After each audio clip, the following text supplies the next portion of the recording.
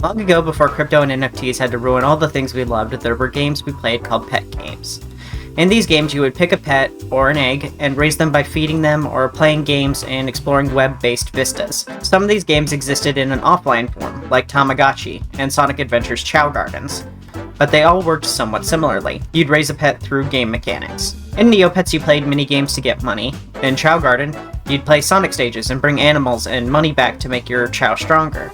In Tamagotchi, you kept it in your pocket until it screamed for food, or it pooped, or you just flat out ignored it until it died like everybody else. These are the games that raised me, and many of these games are what got my community into original species and art RPGs. The two communities of pet sim people and original species people worked very similarly.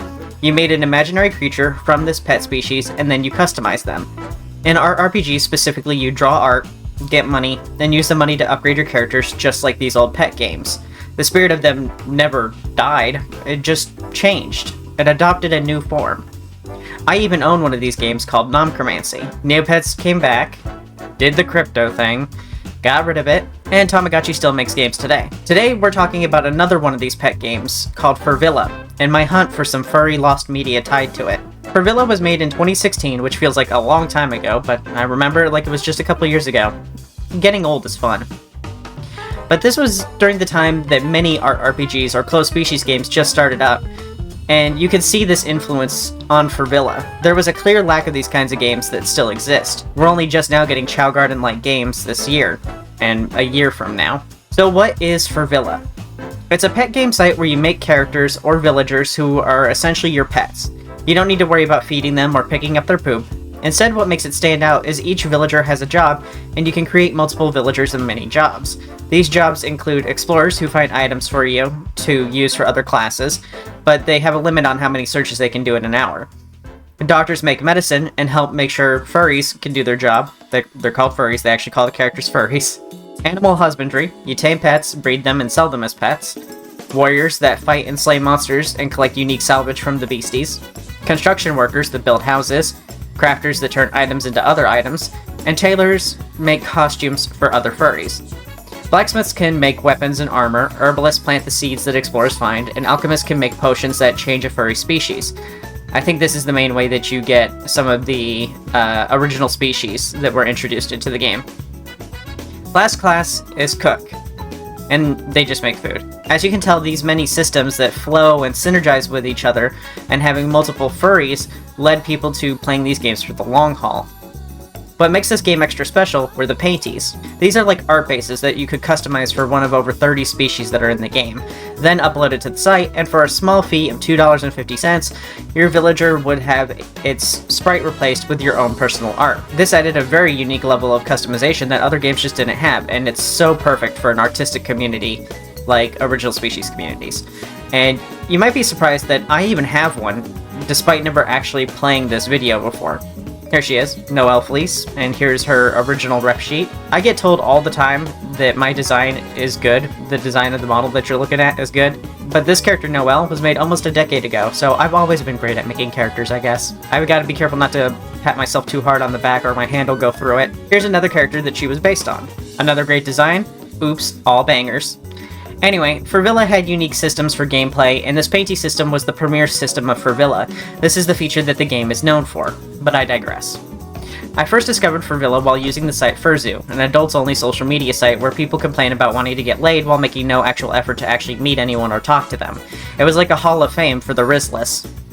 It's kind of like Twitter, but the front page shows everyone's post, so you can imagine why that would suck, and why that would make the culture of the site also suck. But at the same time, it's where I met all my partners. Anyway, a bunch of people were losing their mind over Furvilla being out of beta finally. I tried it for a bit, found out that what I can do in a single day is limited, and I ditched it.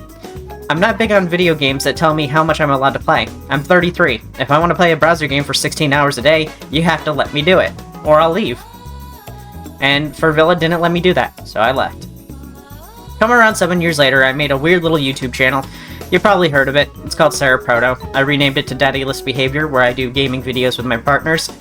A few months later, I made Sera's Things and started making videos about original species. This might seem all unrelated, but trust me, it does tie in together. I had heard about wicker beasts and found out no one made a video on them other than just saying that they were cool. but I wanted to learn about the lore, and didn't feel like reading the site. That's when I noticed that there was a gap in the market, and that's when I decided to make the videos that I was personally looking for. Because if I was looking for them, other people were too. While making this video for Wicker Beasts, I discovered the Furvilla paintie that's based off of them, and as well as the post on the Wicker Beast website that says that Furvilla Wicker Beasts aren't canon.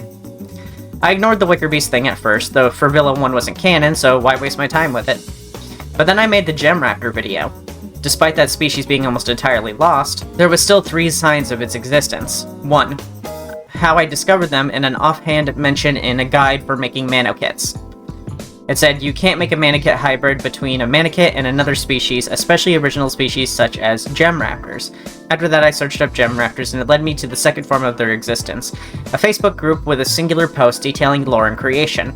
Then a short Google away led to 3. A Furvilla paintie for gem raptors.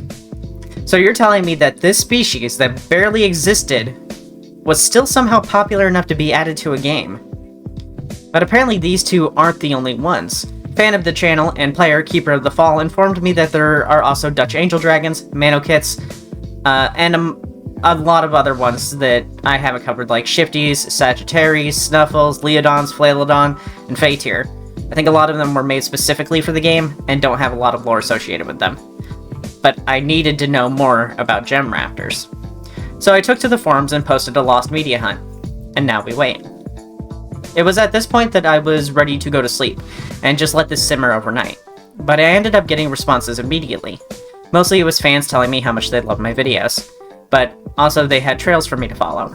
After a bit of searching, we found out that the original owner wasn't credited on the site as owner of the species, nor were they credited on the release post on Furvilla. After some digging, Rosacea found me the best lead possible. They found some DeviantArt adopts of the species. I remembered seeing these, but this was so early in my video history that I assumed that they were a community member, not the actual maker.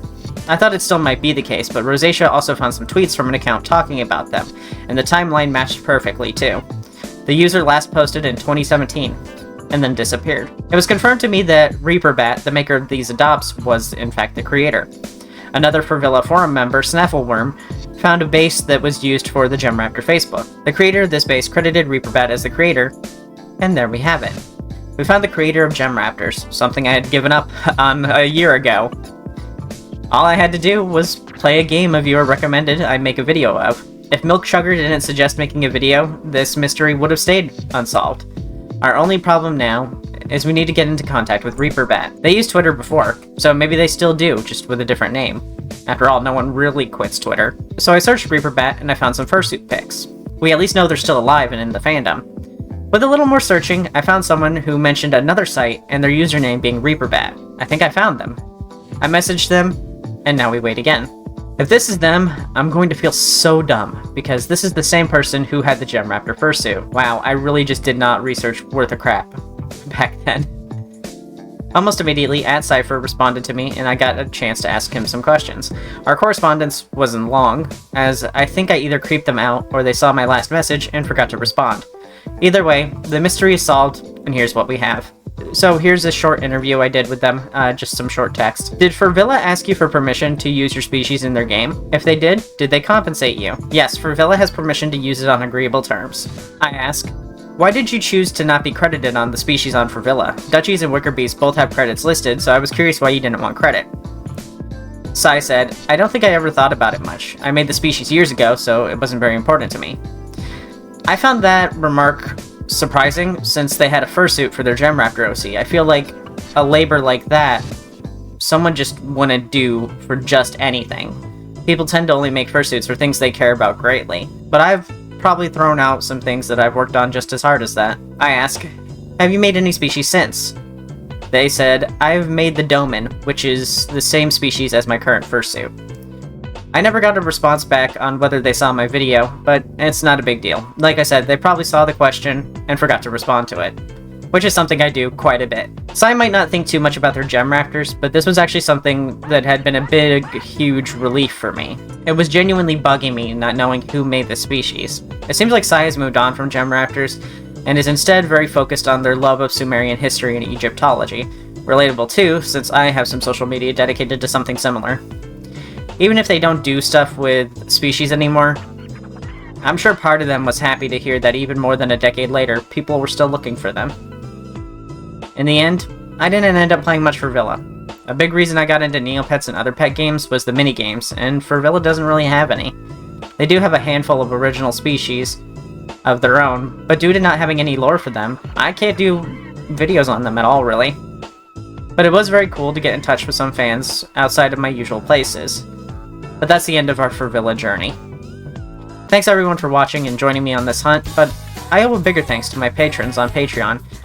People like them help fund excursions into lost territory like this, so thanks again to Rask, Ver, WildKitty69, Beeve, Bait, Cryptid Artha, Sly, Colorado Blue, Vaderson, Linky, Kit Chimera, and Malding Brick. Thank you all for watching, and I'll see you all next time. Bye!